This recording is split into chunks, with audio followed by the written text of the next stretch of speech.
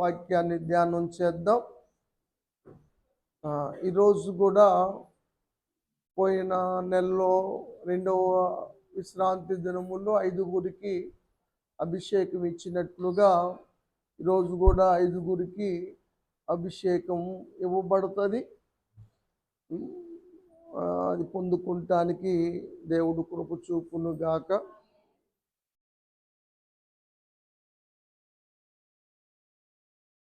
దేవుని అభిషేకం పొందిన వారు ఎలా ఉంటారు అంటే వారి రేంజ్ చాలా ఉన్నతంగా మార్చబడుతుంది, వారి పరిస్థితులు మార్చబడతాయి.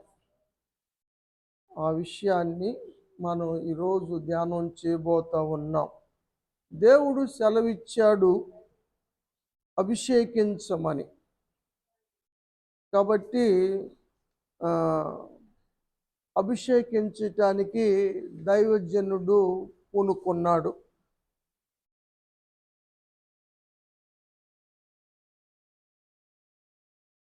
దేవుడు అన్నాడు, ఇదిగో ఇతడే నేను కోరుకున్న వ్యక్తి.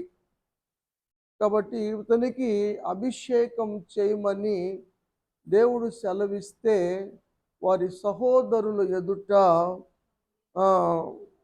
సమూయేలు గారు దావీదుకి అభిషేకం చేశారు.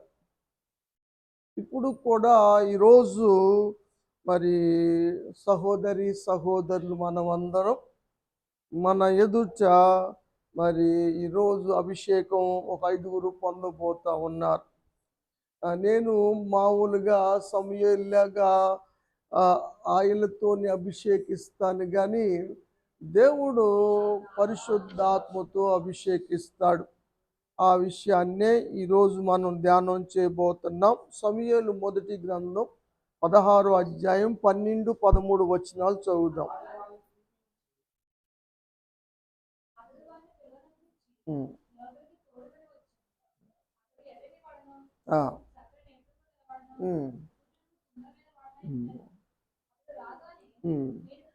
దేవుడు మాట్లాడుతూ ఉన్నాడు. ఆ వ్యక్తి వచ్చాడు కదా.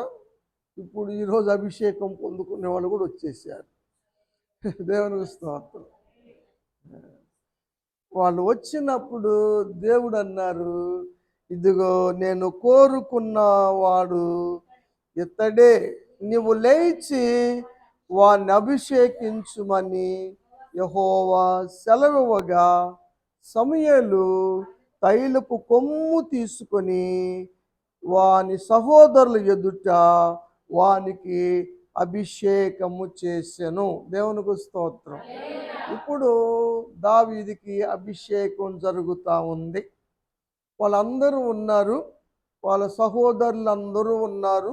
వారు ముందే మరి తమకన్నా చిన్నవాడైనటువంటి వ్యక్తికి ఈరోజు అభిషేకం జరగటం వారు చూస్తూ ఉన్నారు. వారు కళ్ళ ముందు చూస్తూ ఉన్నారు. మరి పెద్దవారైన వారు మరి అభిషేకం దేవుడు ఇవ్వలేదు, కానీ చిన్నవాడైనటువంటి దావీదును కోరుకొని దావీదుకి అభిషేకం ఇవ్వటం జరుగుతూ ఉంది. చదువమ్మ. నాట నుండంటే ఎప్పటి నుంచి? ఎప్పుడైతే సమూయేలు తైలముతో దావీదును అభిషేకించాడో అప్పటి నుంచి ఏమి జరిగిందంటే దేవుని ఆత్మ బలముగా దావీదు మీదకి దిగి వచ్చాను. దేవునికి స్తోత్రం. ఇక్కడ 2 విధాలుగా మనం చూస్తూ ఉన్నాం. ఒకటి దైవజనుడు ఇచ్చే అభిషేకము, 2 దేవుడి ఇచ్చే అభిషేకము. 2 ఒకసారి జరిగినాయి. ఆ విషయము వాక్యంలో రాయబడింది. దైవజనుడు తైలముతో అభిషేకించాడు, దేవుడు తన ఆత్మతో అభిషేకించాడు. నేను తైలముతో అభిషేకిస్తాను, దేవుడు ఆత్మతో అభిషేకించును గాక. ఈ రోజు నుంచి వారి జీవితముల్లో దేవుని ఆత్మ నింపబడును గాక, బలముగా వారి మీదకి దిగి వచ్చును గాక. ఇప్పుడు దావీదు పరిస్థితి ఎలా ఉందంటే, దావీదు పరిస్థితి మారిపోయింది. దావీదు అందరికి ఇష్టడైపోయాడు. దురాత్మలు సైతం ఎల్లగొడతా ఉన్నాడు, యుద్ధాలు చేస్తూ ఉన్నాడు. మరి యుద్ధములో ఆరితేరిన సూర్యుడైనటువంటి గొలియాతును సైతం మట్టి కరిపించాడు. అప్పటి నుంచి ఎవరైనా సరే దావీదు పేరే తలుసుకుంటా ఉన్నారు. దావీదు ఎక్కడికి వెళ్ళినా జయమే, అపజయము లేనివాడుగా తిరుగుతా ఉన్నాడు. సౌలు రాజు అయినా సరే దావీదు రాలేదే, ఇంకా దావీదు ఎక్కడ అని అడుగుతా ఉన్నాడు. యోనాతానైనా సరే దావీదుని అడుగుతా ఉన్నాడు. అధికారులైనా సరే, అధిపతులైనా సరే, సహస్రాధిపతులైనా సరే, ఎంతటోళ్ళైనా సరే దావీదు ఎక్కడ, దావీదు ఏడి అని దావీదును గురించి అందరూ కూడా కోరుకుంటా ఉన్నారు, కలవరిస్తూ ఉన్నారు. ఎందుకంటే అభిషేకం ద్వారాగా దావీదు పరిస్థితి మార్చబడినట్లుగా మనం చూస్తూ ఉన్నాం. సామాన్యుడైనటువంటి దావీదు రాజు కాగలిగాడంటే అభిషేకం వలనే కాగలిగాడు. ఎక్కడికి వెళ్ళినా, ఎటు పోయినా కాపాడబడుతున్నాడంటే అభిషేకం ద్వారాగానే కాపాడబడుతూ ఉన్నాడు. ఎక్కడైనా జయం పొందుతున్నాడంటే, ఏ యుద్ధంలో అయినా సరే జయం పొందుతున్నాడంటే కేవలము అభిషేకం ద్వారాగానే. ఈరోజు అభిషేకం పొందుతున్న బిడ్డలు అన్నిటిలో జయాన్ని పొందుదురుగాక. దేవుని ఆత్మ ద్వారా వారు జయ జీవితాన్ని జీవించుదురుగాక. కాబట్టి అభిషేకము చాలా మంచిది. అందరికీ ఒకసారి ఇవ్వటం కుదరదు కాబట్టి నెలకు ఒక 5గురికి ఇద్దాం అనుకున్నాం. లాస్ట్ నెల డిసెంబర్లో 2వ విశ్రాంతి దినములో 5గురికి ఇచ్చాం. ఈ 2వ విశ్రాంతి దినములో 5గురికి ఇస్తాం. మళ్ళీ ఫిబ్రవరి 2వ విశ్రాంతి దినములో 5గురికి ఇస్తాం. నేను వారి కోసం ప్రార్థన చేస్తూ ఉన్నాను. నేను ఇవ్వటం కాదు ప్రభువా, నువ్వు ఇవ్వునైనా, నీ ఆత్మ బలముగా దిగి రావాలనైనా, వారు జయం పొందాలి, అపజయం ఎరుగుని వారుగా ఉండాలి అని ప్రార్థన చేస్తూ ఉన్నాను. దేవుడు అట్టి కార్యాన్ని దేవుడు బిడ్డల పట్ల జరిగించునుగాక. దేవుడు జరిగిస్తాడు, దేవుడు చేస్తాడని దేవుని పరిశుద్ధ గ్రంథంలో మనం చూస్తూ ఉన్నాం. ఫిలిస్తీన్లు బయలుదేరి యూదా దేశానికి వచ్చారు. అక్కడ లోహి అన్న ప్రాంతములో ఫిలిస్తీన్లందరూ కూడా గుమ్ముగూడారు. ఏమిటయ్యా కారణము? ఎంతమంది ఫిలిస్తీన్లు రావటానికి ఏమిటి కారణం అంటే, ఆ దావీదు గాడు, సంసోను గాడు ఎక్కడున్నాడు? సంసోను కావాలి. వాడు నక్కలను పట్టుకొచ్చి 300 నక్కలను పట్టుకొచ్చి మా పంటలన్నీ నాశనం చేశాడు, మా వల్ల నాశనం చేశాడు. వాడు మా పట్ల ఎలా చేశాడో మేము కూడా అలా చేయాలనుకొని వచ్చాం. దావీదుని మరి అప్పగిస్తారా? సంసోని మాకు అప్పగిస్తారా లేదా అని యోధా ప్రజలను అడిగారు. యోధా ప్రజలు, అలా కాదయ్యా, మీరు మా ప్రాంతంలోకి రావద్దు, మేమే మా దగ్గర ఉన్నటువంటి సంసోన్ను పట్టుకొని ఇస్తామని ఒక్కళ్ళగా రాకుండా 3000 మంది యూదులు బయలుదేరి వెళ్ళి సంసోన్తో చెప్పారు, సంసోను, నీ కోసం ఫిలిస్తీన్లు వచ్చారు, నువ్వు వాళ్ళకేదో చేసావంట కదా, వారిని చేసావంట కదా, అందుకని వాళ్ళు వచ్చారు అన్నాడు.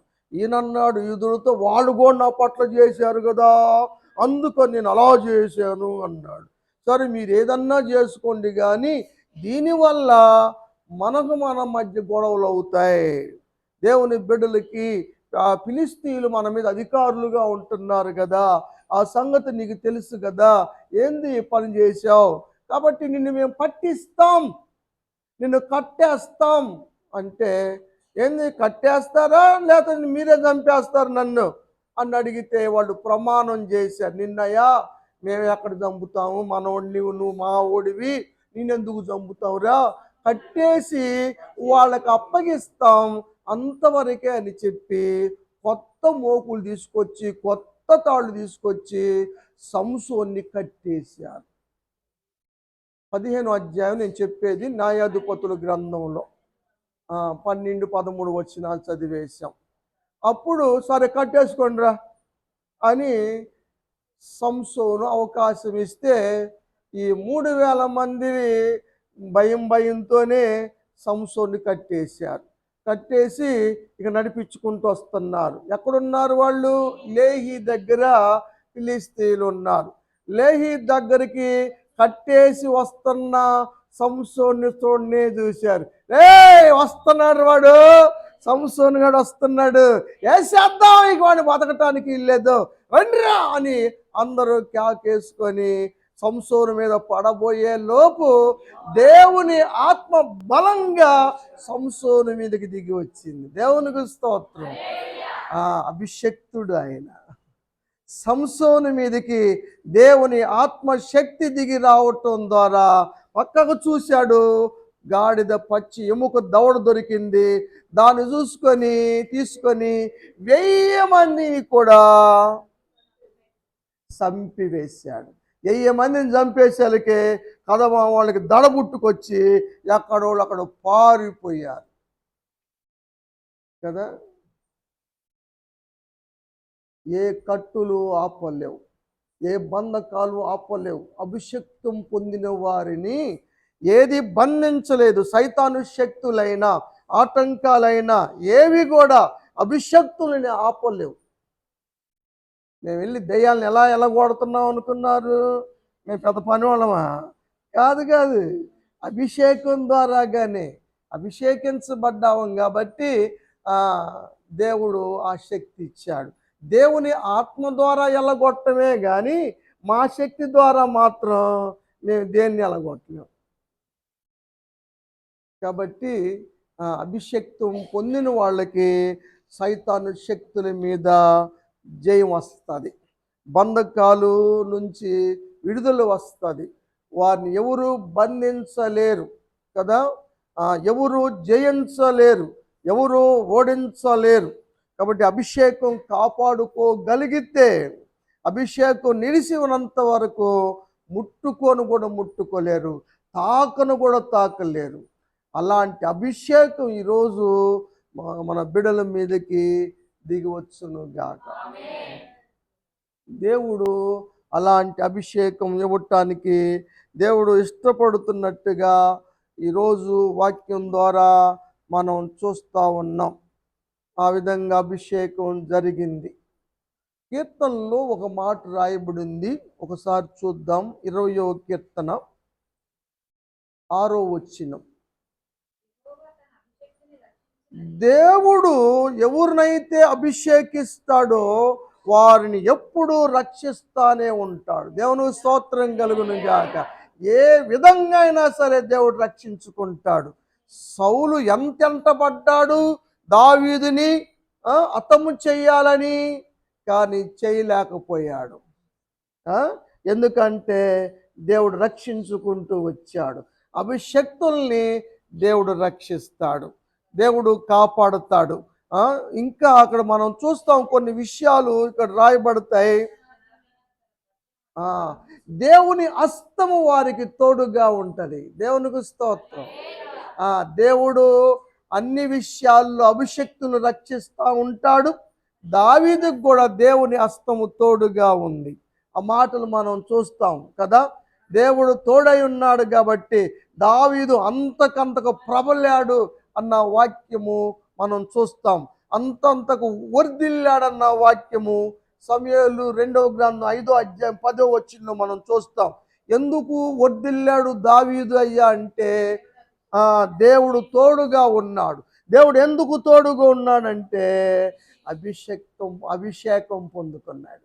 అభిషేకం పొందిన వారికి దేవుడు ఎల్లప్పుడూ తోడుగా ఉంటాడు, వాళ్ళని ఎప్పుడూ రక్షించుకుంటూ ఉంటాడు. చదువమ్మ. దేవుడు వారికి ఏ సమాధానం అని చెబుతాడు, ఎలాంటి విషయాన్నైనా చెబుతాడు కదా.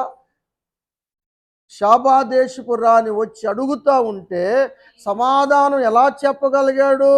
సొలొమోను అభిషేకం ఉండబట్టి కదా. యాజకులు అభిషేకించారు, సాదోకు అభిషేకించాడు, సమూయేలుని అభిషేకం వచ్చింది కాబట్టి చెప్పగలిగాడు కదా. సొలొమోను గారు చెప్పగలిగినట్లుగా మనం చూస్తూ ఉన్నాం. కాబట్టి అభిషేకము పొందటము చాలా అవసరం. అందుకనే మరి సంవత్సరంలో సంఘ బిడ్డలందరూ కూడా అభిషేకం పొందాలని ప్రతి ఒక్కరూ చిన్నవారి కాడి నుంచి పెద్దవారి దాకా సంఘ సభ్యులందరూ కూడా అభిషేకించబడాలని ఒక ఆశ నాకు ఉంది. దేవుణ్ణి అడుగుతా ఉన్నాను. అయితే 5 అంకె చూపించాడు కాబట్టి 5గురికి ఇద్దామని నేను తలంచాను, ప్రార్థన చేస్తున్నాను. అమ్మాయి సరిత అంది 7 సంపూర్ణం కదా అయ్య గారు, 7 ఇవ్వపోయారా అని అడిగింది అమ్మాయి. సజెషన్ చేసింది కానీ దేవుడు నాకు 5 అంకె చూపించాడు కాబట్టి 5 ఇవ్వటానికి ఇష్టపడుతూ ఉన్నాను. అది కూడా తీసుకుని అభిషేకం పొందుకునే వారికి తల్లిదండ్రులు దీవెన కూడా అవసరం కాబట్టి తల్లులను కూడా నిలబెట్టి వాళ్ళ చేత కూడా ప్రార్థన చేపిస్తూ ఉన్నాను. నేను అభిషేకిస్తూ ఉన్నాను. తల్లులు అయినా తండ్రులైనా వచ్చి ప్రార్థన చేశారు, మంచిది. వారి దీవెన మరి వారి పట్ల ఫలించును గాక. నిజంగా అభిషక్తుల్ని దేవుడు ఏ విధంగానే రక్షించుకుంటాడు. వైరస్ల, అపాయాల, ప్రమాదాల ఏదైనా సరే ఏది వారిని తాకకుండా ముట్టుకోకుండా అంటాడు కదా, అభిషక్తుల్ని ముట్టనివ్వలేదు అని రాశాడు కదా. యాతాము రాశాడు అనుకుంటా తన కీర్తనలో. దావీదు గురించే రాస్తూ అంటాడు, అభిషక్తుల్ని ఆయన ముట్టనివ్వలేదు అని. కుడి పక్క పేజీలోనే ఉంటుంది. సరే, మనం నేట్ అయింది మనకి. కాబట్టి అభిషేకము పొందుకునే విధానాలు కూడా నేను కొన్ని చెబుతాను. ద్వితీయోపదేశ కాండంలో 34 అధ్యాయము 9వ వచనంలో మనం చూస్తాం. మోషేతో దేవుడు చెప్పాడు, నూను కుమారుడైన యెహోషువకు అభిషేకం ఇవ్వు, నీ తర్వాత అతన్నే మరి ఇశ్రాయేలు ప్రజలను నడిపిస్తాడు అని దేవుడు మోషేకు చెప్పినప్పుడు మోషే దేవుడు చెప్పినట్లుగా యెహోషువ మీద తన చేతులుంచాడు. ఎప్పుడైతే మరి మోషే గారు చేతులుంచాడో దేవుని అభిషేకం యెహోషువ మీదకు దిగి రావటం వల్ల అతను జ్ఞానాత్మపూర్ణుడుగా అయ్యాడు.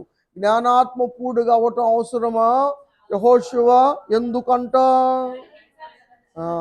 నడిపించటానికి జ్ఞానం కావాలి, నాయకుడికి జ్ఞానం కావాలి.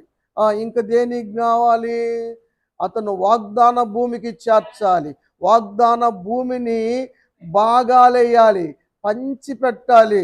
ఈ భాగం నువ్వు తీసుకురా అంటే ఎవడంటాడు? ప్రతి వారికి మేలైందే కావాలి. కొండ పర్వతాలు, కొండల ప్రాంతాన్ని ఎవరు కోరుకుంటాడు? కాలేబు కోరుకున్నాడు కానీ స్వాచ్ఛంగా. హెబ్రోను కొండల ప్రదేశం, హెబ్రోను కోరుకున్నాడు స్వాచ్ఛముగా. మెరకమరుగులు ఉన్నాయి, మెట్టలు ఉన్నాయి అంటాడు కదా కుమార్తెతో, నాకు అది నానా అంటది కదా అక్స. కాబట్టి వీటికన్నిటికీ జ్ఞానం కావాలి. అభిషేకం ద్వారాగా అభిషేకం పొందిన వారు జ్ఞానాత్మ పూర్ణవుదురుగాక.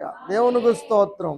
ఈరోజు అభిషేకం పొందబోతున్న బిడ్డలకు కూడా జ్ఞానాత్మ పూర్ణులుగా దేవుడు చేయునుగాక. దేవునికి స్తోత్రం. దేవుడు చేస్తాడని దేవుని యొక్క వాక్యంలో మనం చూస్తూ ఉన్నాం. ఏమో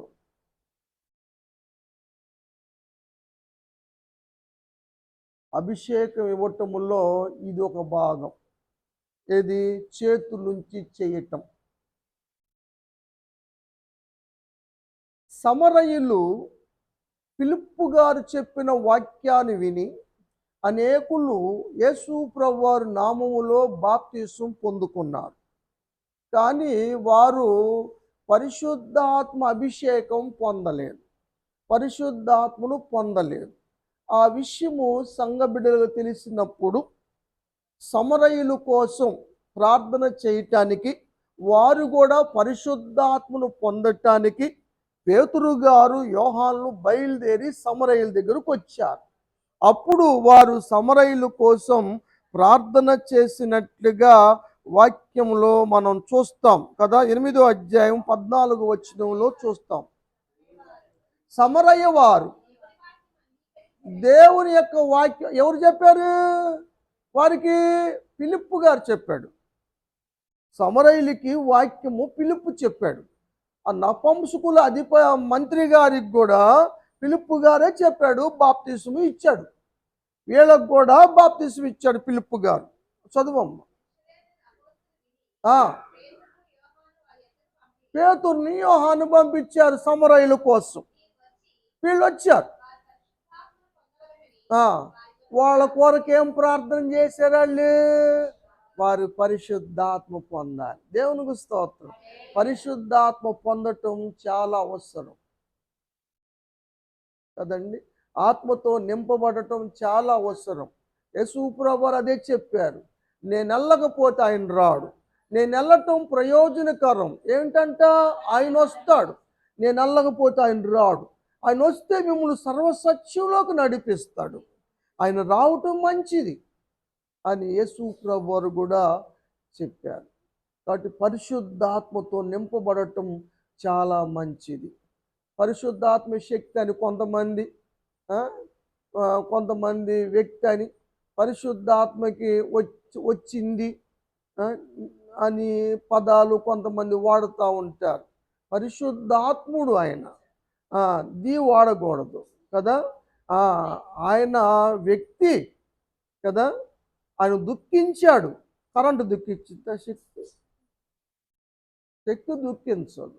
కొన్ని విషయాలు ఇంకా కొన్ని ఈ సంవత్సరంలో చాలా పరిశుద్ధాత్మ సంబంధించిన మర్మాలు మనం ఎక్కువగా నేర్చుకున్నాం వాక్యంలో ఎక్కువగా. ఎందుకంటే శనివారం కూడా ప్రత్యేకంగా సంఘ కూటాలు పెట్టుకుంటున్నాం కాబట్టి ఈ సంవత్సరం ఇంకా కొంచెం ఆత్మీయంగా బలపడటానికి మనం ప్రయత్నం చేద్దాం. ప్రార్థన చేస్తే కూడా పరిశుద్ధాత్మ దిగి వస్తాడు అన్న విషయాలు వాక్యంలో ఉన్నాయి. శిష్యులు వర్ధిల్లిన బిడ్డలు 120 మంది కలిసి మేడ గదిలో ఉన్నారు. వారు ఏక మనసుతో ప్రార్థన చేస్తున్నారు, ఎడతెక్క ప్రార్థన చేస్తున్నారు. దేనికోసం చేస్తున్నారు? యేసు ప్రభువు చెప్పాడు, అబ్బాయి మీరు వెళ్ళమాకండి, ఇక వెళ్ళిపోయి ఇక వాక్య పరిచర్యలు చేయమాకండి.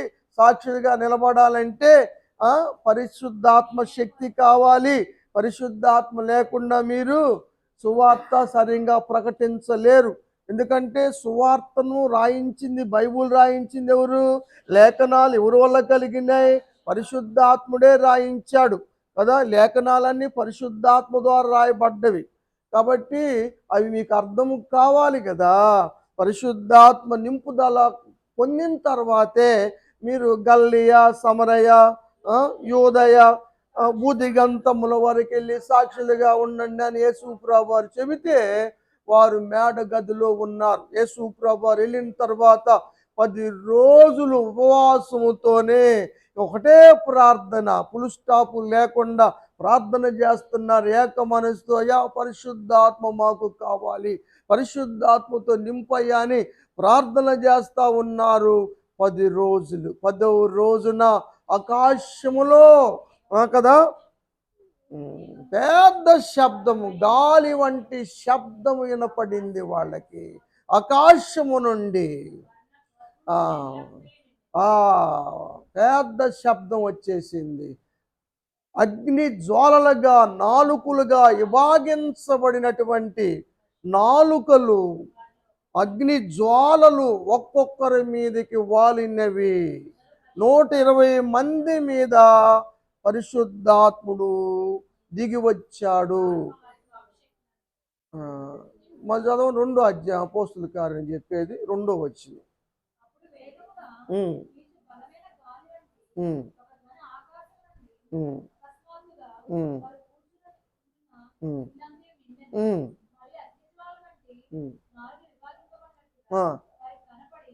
ఏమని వాళ్ళకేమైంది? అని ప్రార్థన కళ్ళు మూసుకొని ప్రార్థన చేస్తుండే ఒక పక్కన, వాళ్ళు ప్రార్థనలో ఉంటే, వాళ్ళు కళ్ళు మూసుకొని ప్రార్థన చేస్తూ ఉంటే కనపడ్డాయంట. ఎలా కనపడ్డాయి అంటారు? అవి తెరవబడ్డాయి. కళ్ళు తెరిచి చూడటం కాదు. ఏమో చేతులు తప్పట్లు కొడుతుందా, ఆమె కొడుతుందా, ఊగిపోతుందా, ఏం ఊగిపోతుందా, కళ్ళు మిటకరించి చూడటం కాదు. ఆత్మ నేత్రాలతో కనిపెట్టి చూడాలి. వాళ్ళు చూడగలిగారు. ప్రతి ఒక్కరు కూడా చూడగలిగారు. ప్రతి ఒక్కరు కూడా పొందుకోగలిగారు. దేవునికి స్తోత్రం. కాబట్టి ప్రార్థన ద్వారా కూడా ప్రార్థించినా కూడా పరిశుద్ధాత్ముడు దిగి వచ్చిన సందర్భం ఇక్కడ మనం చూస్తున్నాం. కాబట్టి ఈ అనుభవం ఉన్నటువంటి పేతురు యోహానులు సమరయుల కోసం ఇది ప్రయోగించారు. చదువుదాం. 8వ అధ్యాయం అపోస్తలుల కార్యం 14 వచనం 15 వచనం. వాక్యం అంగీకరించారు. Very good.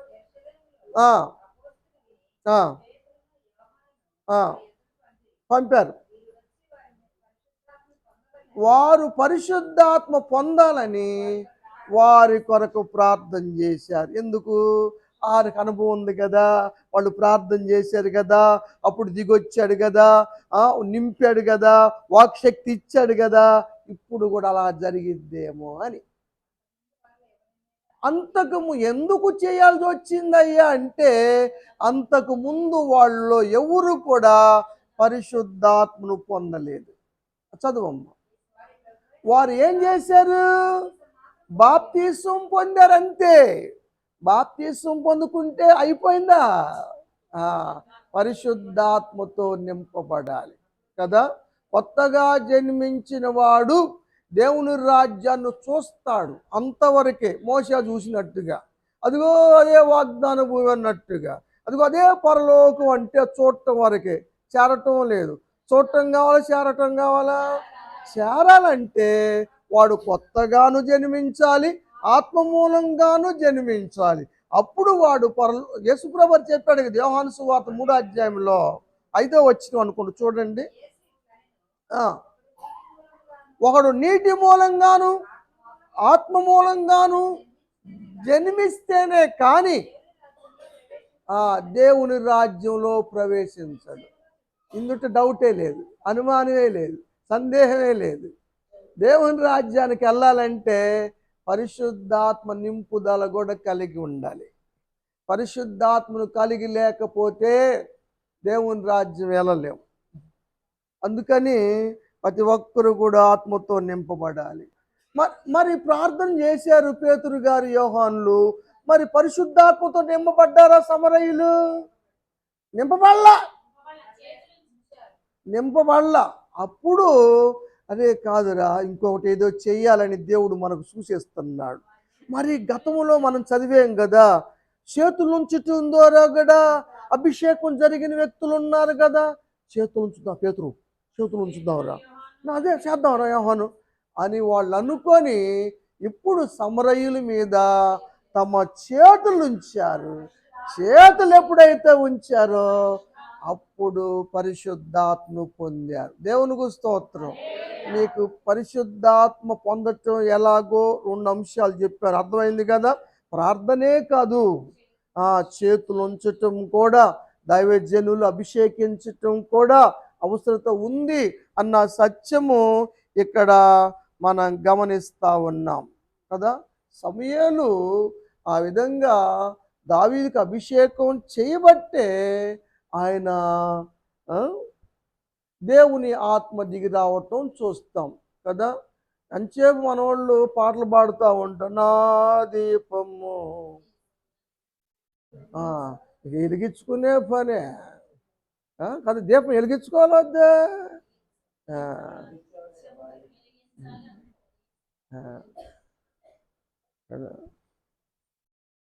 కానీ నువ్వే ఒక దీపంగా మారాలి, అనేకుల్ని వెలిగించేవారుగా అవ్వాలంటే నువ్వు అభిషేకించబడాలి. దావీదు ఇశ్రాయేలు ప్రజలకు ఏమయ్యాడో తెలుసా? దీపమయ్యాడు. ఏమయ్యాడు? దీపమయ్యాడు. ఎవరన్నారు ఈ మాట? అయ్యా నువ్వు ఇశ్రాయేలుకు దీపం లాంటి వాడివి, నువ్వు దీపమయ్యావయ్యా నువ్వు. ఏమా, వద్దయ్యా నువ్వు యుద్ధానికి రావద్దు, మాతో పాటు నువ్వు వస్తాం మంచిది కాదు, నువ్వు దీపము, నువ్వు వెలుగుతూనే ఉండాలి, అందరిని వెలిగిస్తూ ఉండాలి, నువ్వు ఆరిపోతే అలాగా కాదు. బజ్జీలు అయ్యి భోజనం అయ్యి పంపాడు, తినుబండారాలు పంపాడు. రారా బాబు, నేను రాజునయ్యాను కదా అంటే, నేను రాలేనయ్యా, నేను ఇక్కడే ఉంటాను, ఇంకా నాలుగు బతుకుతానులే అన్నాడు. అని బజ్జీలు కాదు ఆయన ఈయనంది దావీదు గారి మేనల్లుడు అబిషెరుయా కుమారుడు అభిషై అన్నాడు. సమూయేలు మొదటి గ్రంథం 21వ అధ్యాయము 17వ వచనములో ఉంటుంది మాట. ఇశ్రాయేలుకు 21వ అధ్యాయము సమూయేలు మొదటి గ్రంథం 21వ అధ్యాయం 17 లేదా 15 ఉన్నా. 2 సమూయేలు చూడు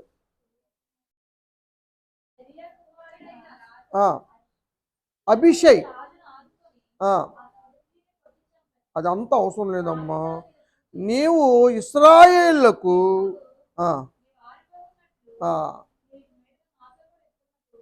దీపం చదివావా? నువ్వు దీపం వెలిగించబడాలంటే నూనె కావాలి. ఆ నూనె పరిశుద్ధాత్మ. కాబట్టి మనం ఎప్పుడు కూడా ప్రతి శనివారం పరిశుద్ధాత్మ కోట ఎందుకు పెట్టుకున్నామంటే మనం వెలిగించబడాలి, ఆరిపోయిన స్థితిలో ఉండకూడదు, మనం ఎలగాలి, అనేకుల్ని వెలిగించాలి అన్న విషయాన్ని ఇక్కడ మనం చూస్తూ ఉన్నాం కదా. ఆ విధంగా మరి ఇప్పుడు అభిషేకం పొందుకున్న వారు కూడా మరి జ్ఞానాత్మపూర్లుగా అవటానికి దేవుడు కృప చూపునుగాక. 2 కొరింథీయులకి అపోస్తలుడైన పౌలు గారు రాసిన కొరింథీయులకి 2వ పత్రికలో ఒక మాట చెప్పారు. మొదటి అధ్యాయం 21వ వచనంలో ఒక మాట ఉంది. మేము మీతో నిలిచి ఉండాలి, క్రీస్తులో కూడా నిలిచి ఉండాలి, మేము స్థిరంగా ఉండాలి, అందుకని దేవుడు మమ్మల్ని అభిషేకించాడు. దేవునికి స్తోత్రం. కాబట్టి అభిషేకించబడేవారు స్థిరపడతారు, నిలిచి ఉంటారు, ఏంటో నిలుస్తారు, నిలబడతారు. ఎగ్జామ్స్లో అయినా సరే, విజయంలో అయినా సరే నిలుస్తారు. అభిషేకం కావాలి. దేవుడు మమ్మల్ని సంఘంలో నిలబెట్టాడు, క్రీస్తులో నిలబెట్టాడు, మమ్మల్ని స్థిరపరిచాడు కేవలం అభిషేకం ద్వారా అని పౌలు గారు కొరింథీయులకి చెప్పిన మాటలు మనం చూస్తూ ఉన్నాం. కాబట్టి రాత్రికాల సమయంలో మరి అభిషేకం పొందబోతున్న బిడ్డల మీదకి దేవుని ఆత్మ దిగి రావాలి. మీరందరూ పాటలు పాడండి.